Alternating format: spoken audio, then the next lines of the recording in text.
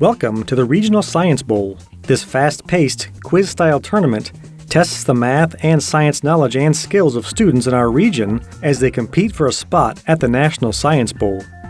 In each round, 2 teams play head-to-head for 2 8-minute halves. Each round lasts a total of 18 minutes, including a 2-minute break between halves. 4 students play on each team, with 1 designated as the team captain. A team may have 1 substitute player who can replace any of the 4 starters who played during the first half. As scorekeeper, it's your job to keep track of the points for each team on the large score sheet displayed in each competition room. Volunteers do not need to have a science or math background to effectively serve as scorekeeper. First, you need to know what points are awarded and when. Each question is worth either 4 or 10 points, depending on the type of question. Likewise, all penalties are worth 4 or 10 points. Throughout the game, you will only be adding 4s and 10s on the score sheet. At no point during the game are points subtracted. There are 2 types of questions asked during each round: toss-up questions and bonus questions. Toss-up questions are open to both teams. Players must buzz in to respond and wait to be recognized before giving an answer. When a team correctly answers a toss-up question, that team earns 4 points and the opportunity to answer a bonus question.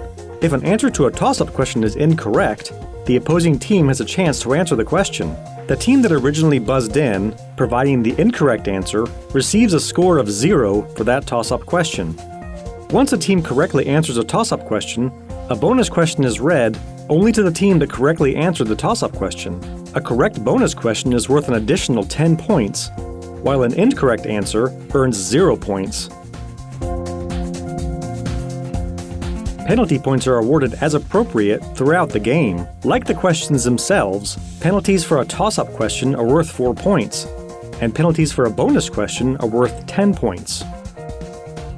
Penalty points are always added to the opposing team's score. For instance, if Team A is being penalized, penalty points will be awarded to Team B. Again, at no point during the game are points subtracted. Penalty points are awarded in the following instances: when a player interrupts the reading of a toss-up question by buzzing in before the question and any possible answers are completely read and answers incorrectly, 4 points are awarded to the opposing team. When a player buzzes in during or following a toss-up question and blurts out an answer before being verbally recognized by the moderator or science judge, 4 points are awarded to the opposing team. When players discuss the answer to a toss-up question after a player buzzes in, 4 points are awarded to the opposing team. If you are a first-time scorekeeper, it's helpful to have a reference sheet handy that summarizes what points should be awarded for each question and penalty. Your volunteer trainer or volunteer coordinator can provide a reference sheet for you, and there should be one provided in each competition room. Oftentimes, the moderator will announce during gameplay how many points are awarded and to whom they should be awarded. If you are ever uncertain as to how many points should be awarded and to which team, don't hesitate to ask your moderator. Now that you know how scoring works, you need to know how to mark the large score sheet. Before each round begins, you should fill in the round number, room name or number, and team names on the score sheet. The score sheet is divided into 2 sections, with 1 for each team. Each section has numbered rows that correspond to each toss-up question, with columns to indicate whether points were awarded for correctly answering the toss-up question, correctly answering the bonus question, or as a penalty. Scores should be recorded in the appropriate row and column as the game proceeds.